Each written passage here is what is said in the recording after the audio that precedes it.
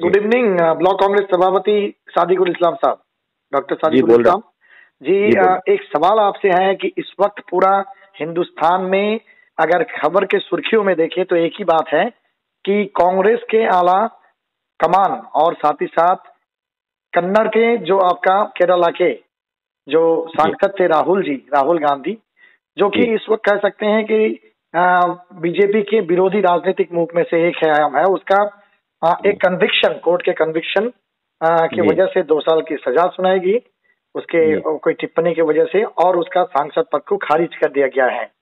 तो बहरहाल ये सवाल रहा कि आप लोग जैसे कह रहे हैं कि 2024 का लोकसभा निर्वाचन में बीजेपी को आप लोग कांग्रेसी हटा सकते हैं, लेकिन इससे पहले ही कोर्ट की राय के मुताबिक और जो भारत का संविधान है उसका article 102(1) with in E article के तहत उसका सांसद पद को खारिज कर दिया गया।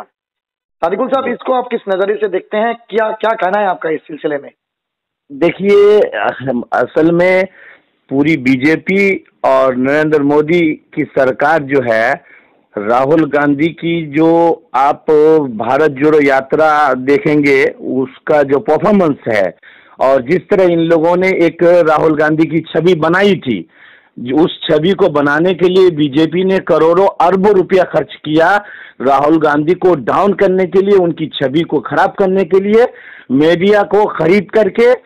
अब जब देखा कि सारे हथकंडे, सारे प्रोपेगेंडा इनका होता हुआ नजर आया, और जब कांग्रेस पार्टी के नेतृत्व करने के लिए राहुल गांधी ने जो ये कन्याकुमारी से कश्मीर भारत जोड़ो यात्रा निकाल करके दुनिया के सामने, भारत के सामने, हर समाज के सामने एक मिसाल पेश किया उन्होंने कि जिस तरह बीजेपी एक विभाजन की राजनीति करके, जो सैकड़ों साल से यहाँ हिंदू, मुस्लिम, सिख, ईसाई सब मिलके इस देश में रह रहे थे, गांव, डगर डगर, नगर नगर में, इन लोगों ने जो भय का माहौल पैदा किया था, चाहे वो आप देखिए कि हिंदू मुस्लिम वाला, मंदिर मस्जिद वाला, हिंदुस्तान पाकिस्तान वाला, कश्मीर का, कश्मीरी पंडित का इशू, इस तरह की इन लोगों ने जो एक विभाजन की राजनीति करके ये दुनिया के सामने ये पेश किया था कि भारत में नफरत है,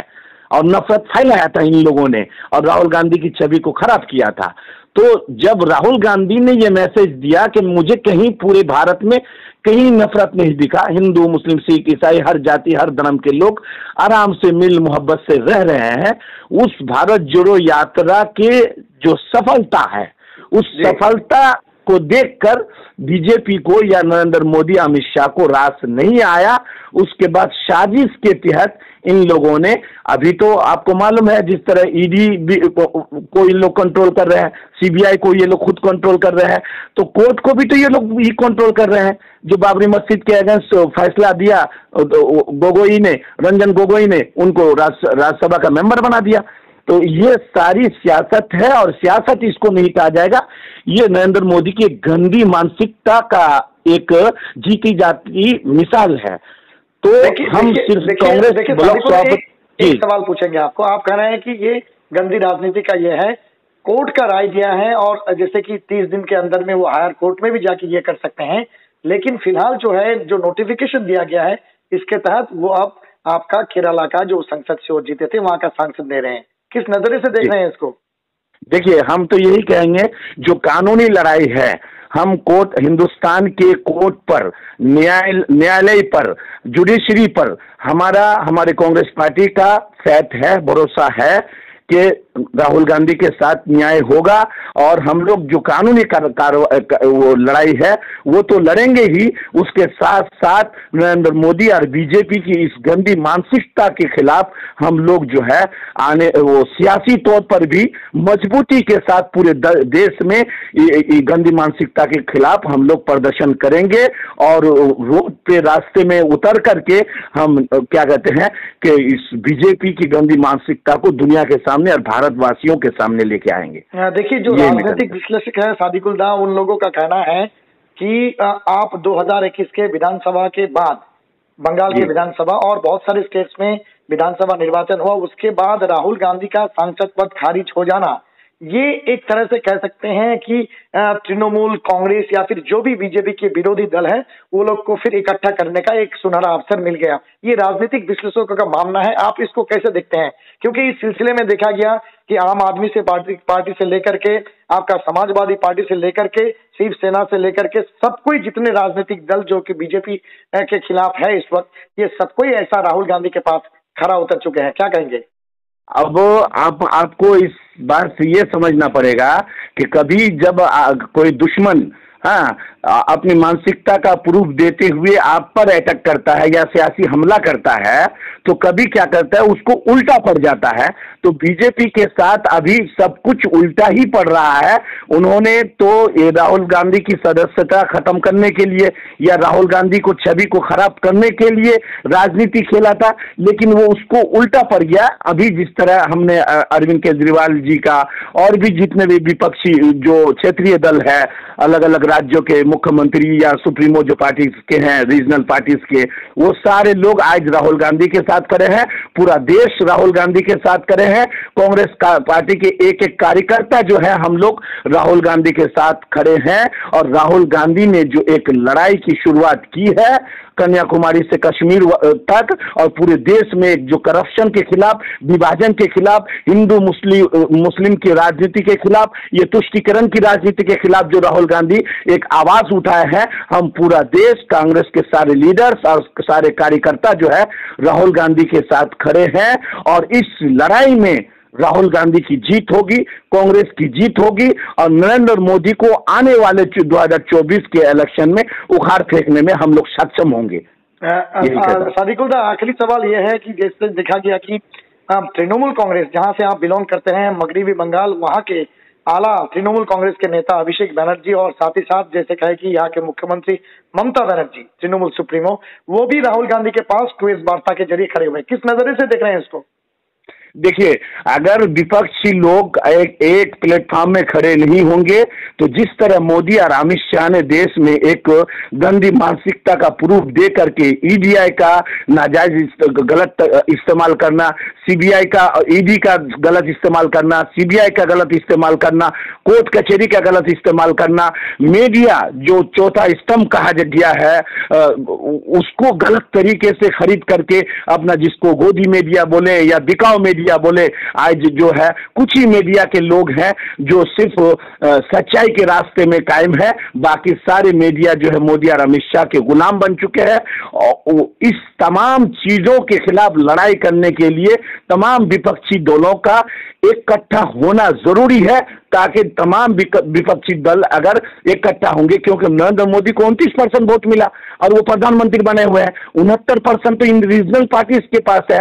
तो ये लोग अगर अलग अलग खेमों में बटे रहेंगे तो क्या कहते हैं, नरेंद्र मोदी और अमित शाह को फिर मौका मिलेगा इन तमाम लीडरों को हरास करने का। जिस तरह क्या कहते हैं कि ये लालू परिवार पर सीबीआई ईडी छोड़ देना, और क्या कहते हैं महाराष्ट्र में करना, कर्नाटक में ईडी पे नाजायज इस्तेमाल करना गलत तरीके से।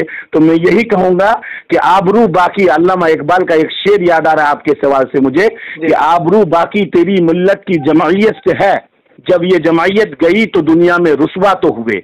यानी जमायत का मतलब एकता, तो एकता में बल है जो कहा गया है। तो ये तमाम लोग, तमाम विपक्षी पार्टी और तमाम रीजनल पार्टीज जब तक एक प्लेटफॉर्म पे नहीं होंगे तो नरेंद्र मोदी को ये मौका मिलता रहेगा। और ये हम लोग का जो विभाजन या आपस में जो हम लोग का एकता नहीं होगा तो उसका मौका का फायदा बीजेपी उठाने की कोशिश करेगी। लेकिन राहुल गांधी के साथ जो आज ये सदस्यता खत्म करने का वो किया है, उससे विपक्षी पार्टी को एक बैनर तले एक प्लेटफॉर्म में आने का बीजेपी ने सुनहरा मौका दे दिया है।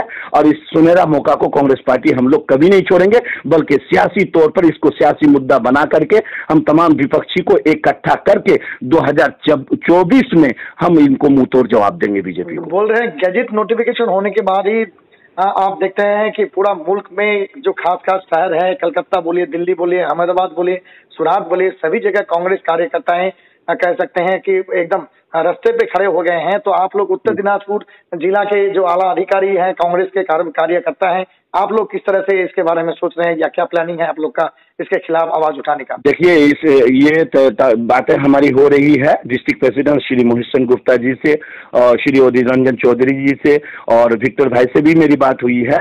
हम लोग इस पे प्लानिंग के साथ जो है इस राहुल गांधी के स्टैंड के साथ हम लोग खड़े होंगे और उनके सपोर्ट में खड़े होंगे और डिस्ट्रिक्ट लेवल में ही नहीं बल्कि राज्य लेवल में और पूरे देश में हम लोग जो है इसका विरोध प्रदर्शन करेंगे और शक्तिशाली के साथ पूरा एनर्जेटिक होकर के हम इसके खिलाफ लड़ेंगे। बीजेपी की इस विभाजन की राजनीति को हम लोग 2024 में उखाड़ फेंकने के लिए हर संभव कोशिश करेंगे और पूरी शक्ति के साथ लड़ेंगे। ठीक ठीक, बहुत बहुत शुक्रिया सादिकुल साहब।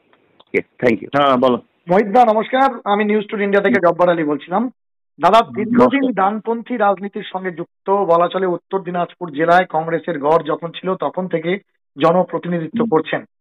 আজকে ভারতের ইতিহাসে একটা নতুন জিনিস দেখা গেল, সেটা হচ্ছে যে কংগ্রেসের শীর্ষ নেতৃত্ব রাহুল গান্ধী এবং কন্নড়ের যিনি হচ্ছেন আপনার সাংসদ ছিলেন তার সাংসদ পদ খারিজ হয়ে গেল সুরাটের ডিস্ট্রিক্ট ম্যাজিস্ট্রেটের একটা আদেশ বলে বলা চলে বা কোর্টের একটা ইয়ে। বিষয়টাকে কিভাবে দেখছেন? বিষয়টা খুবই নিন্দনীয় বিষয়।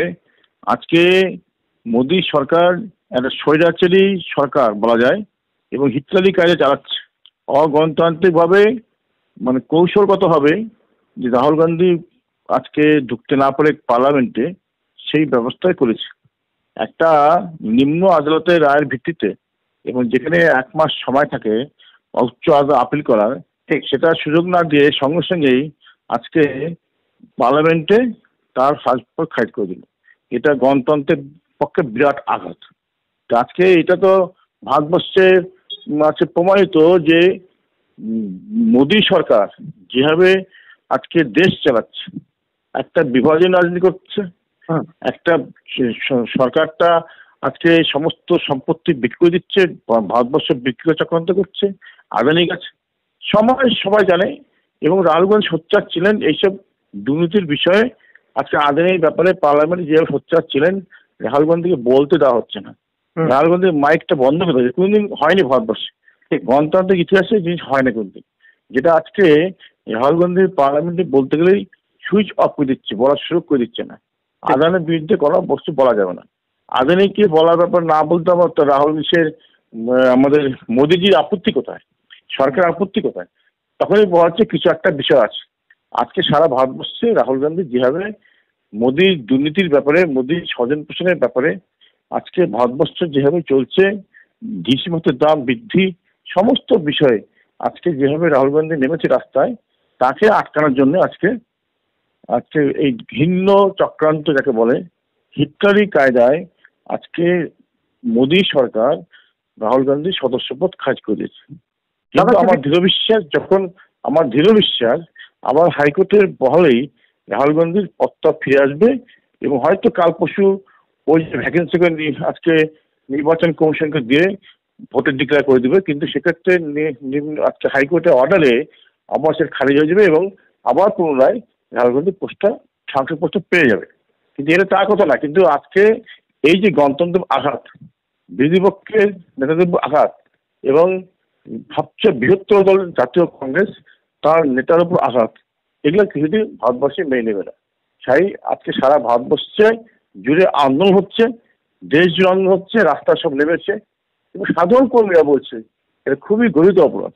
কংগ্রেস সমর্থক তো নামছেই, সমর্থক মেম্বার, কিন্তু সাধারণ মানুষ, সাধারণ নাগরিক এই ধিক্কার জানাচ্ছে। এই গণতন্ত্রের পথে বিরাট বিপদ আজকে মোদী সরকার করছে। মহিতা, যে বিষয়টা জিজ্ঞেস করবো, সবচেয়ে বড় কথা হচ্ছে আপনি বলছেন নিম্ন আদালতের রায় অন্ততপক্ষে সংসদের পক্ষ থেকে, লোকসভার পক্ষ থেকে গেজেট নোটিফিকেশন করে দেওয়া হলো, সেটা পাবলিশ করা হবে, মিডিয়াতে দিয়ে দেওয়া হলো। বিষয়টাকে কিভাবে দেখছেন? এত তড়িঘড়ি করছে পুরা হিটলার চালাচ্ছে, ডিক্টেটরশিপ চালাচ্ছে আজকে মোদী, যে রাহুল গান্ধী কিছুতেই মানে আজকে পার্লামেন্টে ঢুকতে দিবে না। আদানি ইস্যুতে যেভাবে চেপে ধরছিল, বিভিন্ন ইস্যুতে যেভাবে চেপে ধরে রাহুল গান্ধী, তাকে কিছুতেই কয়েকদিন দেখছি আদানি ইস্যুতে তাকে বলতে দেওয়া হচ্ছে না, তাকে মাইক বন্ধ করে দেওয়া হচ্ছে। সেই জন্য যে পার্লামেন্টে না ঢুকতে পারে সেই জন্য আজকে এই ব্যবস্থা করছে। কিন্তু আজকে রাহুল গান্ধী পার্লামেন্টে না ঢুকলো, ভারতবর্ষের বাস করে ভারত রাজপথে ঘুরবে, রাজপথে মোদীর বিরুদ্ধে বলবে, তা যায় আসে না। কিন্তু এইটা যে কত অপরাধ মানুষের দ্বারা নির্বাচিত জনপ্রতিনিধি তার মেম্বারশিপ নিম্ন আদালতে পানিশমেন্ট হওয়ার পরেই সঙ্গে সঙ্গে তার করে দিল যে তার মেম্বারশিপ খারিজ, এটা কিন্তু মানা যায় না। ভারতবর্ষের মানুষ কিছুতেই মানতে পারছে না। ঠিক দাদা, যে বিষয়টা জিজ্ঞেস করবো, সাম্প্রতিককালে কংগ্রেসের পক্ষ থেকে রাহুল গান্ধীর নেতৃত্বে ভারত জোড়ো যাত্রা করা হয়েছিল, কি মনে হচ্ছেন তাতে কি রাহুল গান্ধী যে বিরোধী মুখ হিসাবে আবার উঠে আসছিল, এতেই কি বিরোধীরা বা বলা চলে যে আজকে তো মোদি আর রাহুল গান্ধীকে প্রাপ্য বলতে পারছে না। রাহুল গান্ধী আজকে ভারতবর্ষের বিকল্প মুখ হলো রাহুল গান্ধী, মোদির বিকল্প মুখ। ভারতবর্ষের বিকল্প মুখ রাহুল গান্ধী উঠে আসছে বলেই আজকে ওকে পাপ্পু আর বলতে পারছে না, রাহুল গান্ধী বলছে। সেটা তো একদিন বলতে পাপ্পু বলি আর কি মারতো মোদিরা। এখন রাহুল গান্ধী যে আজকে বিপক্ষ মুখ ভারতবর্ষে প্রধানমন্ত্রী হওয়ার, সেই জন্য আজকে তার বিরুদ্ধে জঘন্য চক্রান্ত করছে মোদি, তাকে আটকানোর জন্য। এইভাবে তো আটকানো যাবে না, রাহুল গান্ধী কিংবা কংগ্রেসকে আটকানো যাবে না। তার রাহুল গান্ধী তার কাজের ভিত্তিতে এগিয়ে যাবে। ভারতবর্ষটাকে কংগ্রেস স্বাধীন করেছে 200 বছর পরাধীনতার গ্লানির মুছে দিয়ে। কংগ্রেস যেভাবে স্বাধীনতা অর্জন করেছে, ভারতবর্ষ স্বাধীনতা নিয়ে আসছে, সেক্ষেত্রে কিন্তু বিজেপিরা, বিশ্ব হিন্দু পরিষদ জনসংঘ, সেই সময় কিন্তু বিদেশে দালালি করেছে। ওরা আজকে দেশের কথা বলে তো, যখন কংগ্রেস সহ অন্যান্য দল যখন ভারতবর্ষে স্বাধীনতা আন্দোলন করছিলেন, তখন কিন্তু এই জনসংঘ নেতারা, বিশ্ব হিন্দু পরিষদ নেতারা তখন বিদেশে দালালি করেছে। তাদের কাছে দেশের কথা মানে না। কংগ্রেস দেশকে স্বাধীন দিয়েছে, দেশকে অক্ষুণ্ণ রাখবে, দেশকে ঐক্যবদ্ধ শক্তিশালী ভারতবর্ষ গড়বে, এটাই শপথ। আর 14 সালের পর থেকে ভারতবর্ষের যে পরিস্থিতি হয়েছে, আজকে 14 সালের আগে যে ভারতবর্ষ ছিল, 14 সালের পরে যে ভারতবর্ষের পরিস্থিতি হয়েছে, জঘন্য পরিবেশ। সেই জন্য এই ভারতবর্ষকে ঐক্যবদ্ধ রাখার জন্যই আজকে ভারতবর্ষের জন্য আজকে রাহুল গান্ধী সেপ্টেম্বর মাস থেকে জানুয়ারি 30 তারিখ বন্ধ 8টি রাজ্যে পদব্রজে ভ্রমণ করেছেন। এটি হলো মোদী সরকারের, মোদীর গায়ে লেগেছে। কেননা একমাত্র ভারত দলের পরে একমাত্র কংগ্রেস দলের নেতা এইভাবে 5.5 মাস পদব্রজে ভ্রমণ করলেন, কিন্তু মোদিরা এসি ঘরে বসে, এসি গাড়িতে বসে চক্রান্ত করে দেশ থেকে বিক্রি করা যায়, সেই চক্রান্ত সমাধান করছিলেন। আর রাহুল গান্ধী দেশকে ঐক্যবদ্ধ রাখার জন্য, দেশকে বিভাজন থেকে মুক্ত করার জন্য, দেশকে সম্প্রীতি রক্ষার জন্য, হিন্দু মুসলমান শিখ খ্রিস্টানদের বাস করার উপযুক্ত করার জায়গা যে বিভাজন করছিলেন মোদি, যাকে বিভাজন করে বসে টিকে থাকবে, যে বিভাজনকে দূর করার জন্য, ঐক্যবদ্ধ ভারত গড়ে রাখার জন্য আজকে রাহুল গান্ধী 8টি রাজ্যে ঘুরে বেরিয়েছে পদব্রজে। দাদা, শেষ প্রশ্ন যেটা জিজ্ঞেস করবো, যেই রাজ্যে আপনি বাস করেন বা যেখানকার আপনি প্রাক্তন এমএলএ, সেই রাজ্যের মুখ্যমন্ত্রী বর্তমান তৃণমূল সরকারের সুপ্রিমো মমতা ব্যানার্জি এবং তৃণমূল কংগ্রেসের সর্বভারতীয় সাধারণ সম্পাদক অভিষেক ব্যানার্জি থেকে শুরু করে প্রায় সমস্ত রাজনৈতিক দল বিভিন্ন জায়গায় যারা বিরোধী মুখ এই মুহূর্তে বিজেপির, তারা প্রত্যেকেই টুইট করছে এবং রাহুল গান্ধীর এই যে পদ প্রত্যাহার করা সাংসদ পদ, সেই বিষয়ে টুইট করে হচ্ছে তার সেই বিষয়টার বিরুদ্ধে হচ্ছে তাদের মত ব্যক্ত করছে। বিষয়টা কিভাবে দেখছেন আপনি? বিরোধীদের আবার সংঘবদ্ধ হওয়ার একটা সুযোগ করলো বিজেপি। দেরিতে হলো, মমতা ব্যানার্জি আজকে করেছে, গতকালই সবাই করেছে। মমতা ব্যানার্জি অভিষেক ব্যানার্জি আজকে করেছে, গতকালই সবাই করেছে। দেরিতে হলো, মমতা ব্যানার্জি শুভবুদ্ধি হয়েছে যে আজকে টুইট করে জানিয়েছে এটা ব্যাপারে। তা আমার মনে করি যে রাহুল গান্ধী ইস্যুতে সমস্ত বিরোধী পক্ষ একটা ঐক্যবদ্ধভাবে জায়গায় চলে আসলো। এটা মোদি যে চক্রান্ত করছিল রাহুল গান্ধীকে অপদস্থ করবে, রাহুল গান্ধীকে পার্লামেন্ট ঢুকতে দেবে না, তার ভিত্তিতেই আজকে সারা ভারতবর্ষের সমস্ত বিরোধী দল ঐক্যবদ্ধ হবে, আজকে মোদির মোকাবিলা করবে, আমার দৃঢ় বিশ্বাস। বলছি, জেলা স্তরে আপনারা এই ঘটনার প্রতিবাদে কি কি কর্মসূচি নিচ্ছেন? আমরা তো আজকেই শুরু করে দিয়েছি, আজকে আমরা রোড ব্লক করেছি। আমরা দীর্ঘক্ষণ রায়গঞ্জে রোড ব্লক ছিল, আজকে রায়গঞ্জে। আগামীকাল ট্রেন রোকো হবে, আগামী 1.5 থেকে 2.5 ঘন্টা ধরে আমাদের জেলায় সমস্ত যেখানে স্টেশন আছে সমস্ত ট্রেন রোকো হবে আগামীকাল। ঠিক, ধন্যবাদ দাদা, ধন্যবাদ। হ্যাঁ, ঠিক, ধন্যবাদ।